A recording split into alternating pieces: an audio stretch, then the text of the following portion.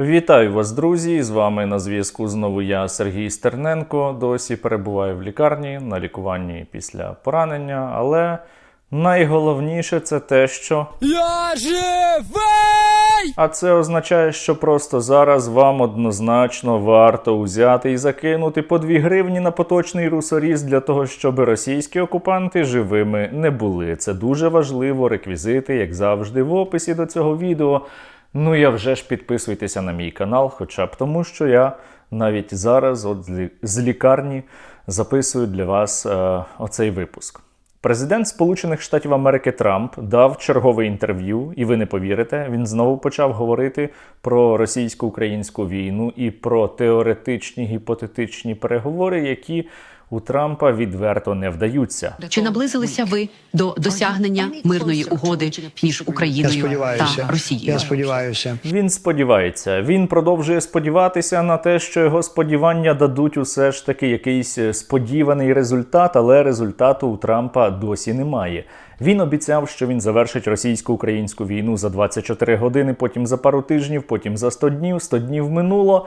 Досі результату нема, тому що Владімір Путін, так звана Російська Федерація, не бажає завершення російсько-української війни. І Трамп каже, що він близький у питанні завершення війни, але з однією стороною ближче, а і з іншою стороною він трохи далі. Я вірю, що ми ближчі з однією стороною і, можливо, не так близько з іншою, але побачимо. Я б не хотів казати, з ким ми ближчі. Дуже цікаво, яка ж це сторона бере і гальмує процес мирних переговорів. Яка це сторона відмовляється від 30-денного повного усеосяжного перемир'я, яке запропонували Сполучені Штати Америки, на яке погодилась Україна.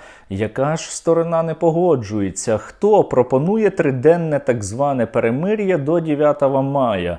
Дуже складне питання. Скільки часу ви дасте обом країнам, перш ніж відійти? Настане час, коли я скажу: гаразд, продовжуйте. Продовжуйте бути дурними і продовжуйте боротися. Коли це настане? Чи ви близькі до цього? Американський президент вже майже прямим текстом каже, що він може у якийсь момент відійти взагалі від питання мирного врегулювання щодо російсько-української війни. Він може втомитися і сказати: ну окей, далі якось там самі розбирайтеся без мене, я втомився, бачите, напевно, мистецтво угоди у даному випадку у Дональда Трампа не спрацювало, бо він не врахував один дуже важливий момент. Із російськими варварами неможливо укласти будь-яку угоду, тому що вони, по-перше, її порушать, а по-друге, тому що вони її навіть не бажають. І фактично президент Сполучених Штатів Америки визнав своє безсилля у цьому питанні. Можливо, це неможливо зробити. Існує величезна ненависть, просто щоб ви зрозуміли. Неймовірно просто. А ми-то думали, що коли відбувається війна, то сторони одна одну люблять. Росіяни починали російсько-українську війну у 2014 році із великою любов'ю. І з величезною любов'ю вони почали повномасштабне вторгнення у 2022 році.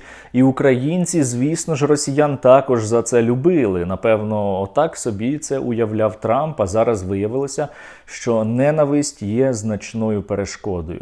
Разом з тим, Трамп знову почав повторювати, що так звана Російська Федерація не повинна піти фактично на жодні поступки. Ми вже чули, які поступки на які поступки має піти Україна. Ми маємо відмовитись від курсу в НАТО, ми повинні подарувати росіянам частину наших територій. А які ж поступки будуть з боку так званої Росії? І Трамп каже, жодних поступок. Поступка полягає уже у тому, що так звана Росія не захопить Україну.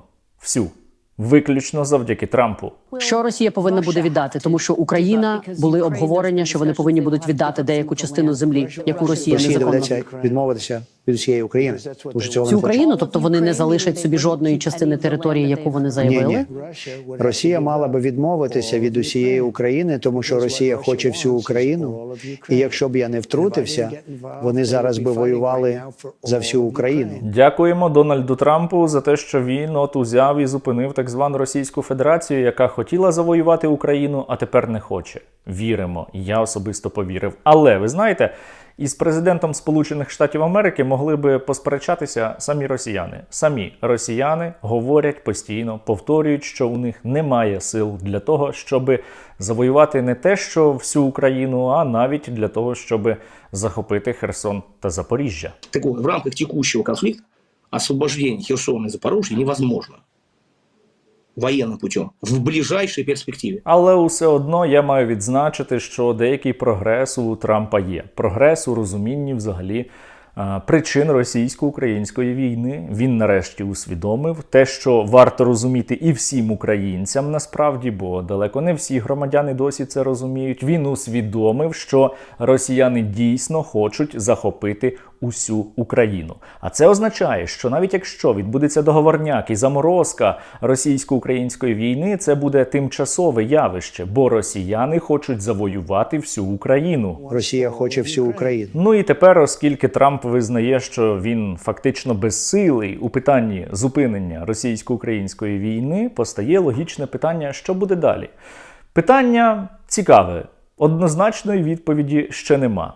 Але, принаймні, президент Сполучених Штатів зараз не виключає, що проти так званої Росії можуть бути запроваджені дуже серйозні жорсткі санкції і вторинні тарифи для країн, які продовжують купувати російську нафту. Ми насправді чули подібні речення з боку американської сторони, подібні заяви вже неодноразово, але, здається, цього разу Трамп дійсно вже стає трохи роздратованим діями росіян. Сенатор-союзник Лінсі Грем має законопроект про санкції проти Росії.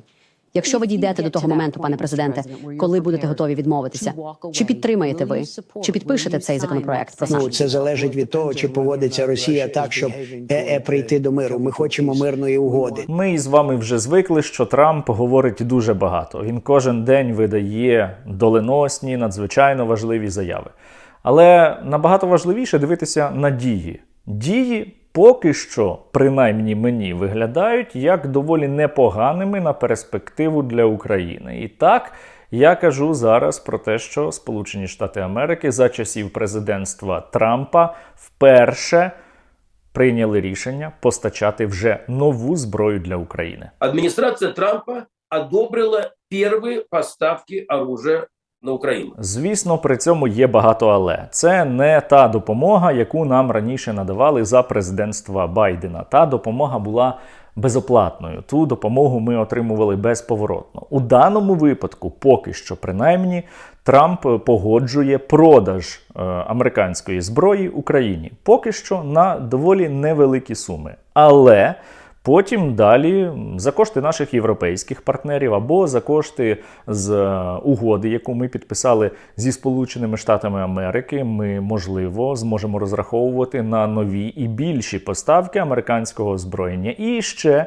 з'явилася доволі цікава новина у західних медіа буквально учора про те, що Ізраїль має передати Україні свою батарею комплексу «Петріот». Також розглядається варіант передачі Україні іще однієї батареї «Петріот», яка знаходиться у Греції. І без схвалення американської сторони, без схвалення Дональда Трампа, бо це американські системи, це не може відбутися. Тому ми бачимо, що поки Трамп продовжує, давайте казати відверто, говорити досить контроверсійні заяви, Штати починають здійснювати дії, спрямовані на посилення української обороноздатності. Це тільки перші кроки, і я боюся наврочити, щоб це там далі не припинилося, але принаймні надія є. І росіяни від цього горять.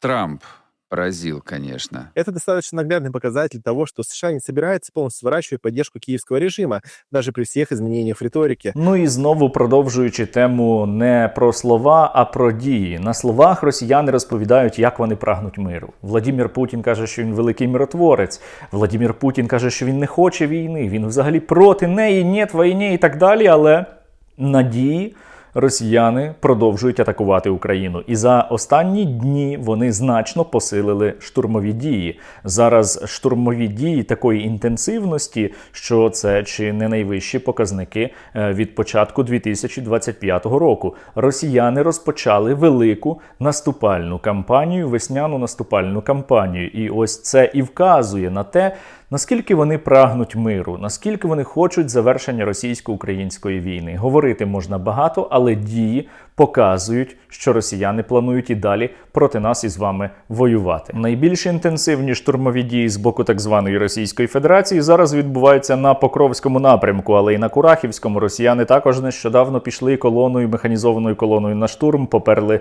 танками на позиції наших військових, але воїни 46-ї окремої аеромобільної бригади підрозділу Злюки-Бобри за допомогою тих дронів камікадзе, на які видавали свої кошти, цей штурм зупиняли. Тому я знову дякую за вашу допомогу.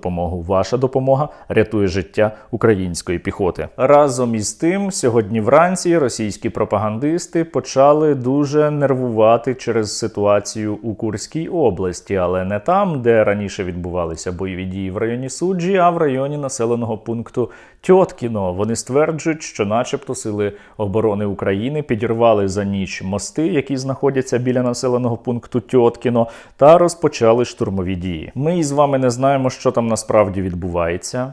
Та й навіть якби знали про це, не варто було би говорити публічно. Але зі свого боку можу сказати, що ми на зв'язку з підрозділами, які перебувають на тому напрямку. За першим же їхнім запитом ми готові видавати нові і нові дрони камікадзе. Зараз дуже важливо, з огляду на те, що ворог посилює свої штурмові дії, допомагати нашому війську. Дуже важливо, щоб кожен російський загарбник міг отримати свій персональний дрон у пику, а краще декілька дронів. І для цього, з цією метою, наші воїни за попередню добу завдяки вам отримали іще 400 нових FPV.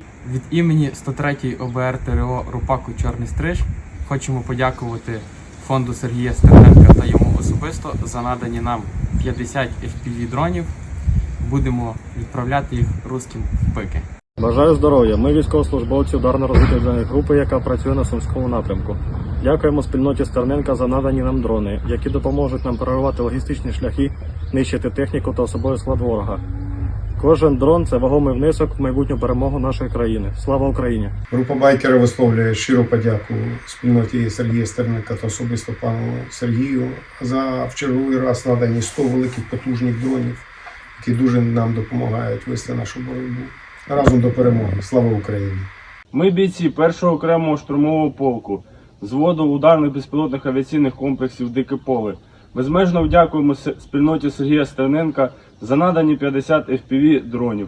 Завдяки ним ми зможемо ефективно знищувати ворога. Слава Україні! Героям слава! Я не знаю, друзі, що буде далі. Я не знаю, чи буде заморозка російсько-української війни. Виглядає це зараз малоймовірним. Але я знаю, що в найближчі тижні росіяни значно посилять активність своїх сухопутних військ. Вони будуть і далі штурмувати, вони будуть і далі наступати, вони будуть і далі намагатися забрати якомога більше української землі та вбити якомога більше наших людей. Варіантів у нас із вами немає. Ми маємо іще активніше і ще більше допомагати нашому війську, щоб ця погань заплатила кров'ю за агресію проти України.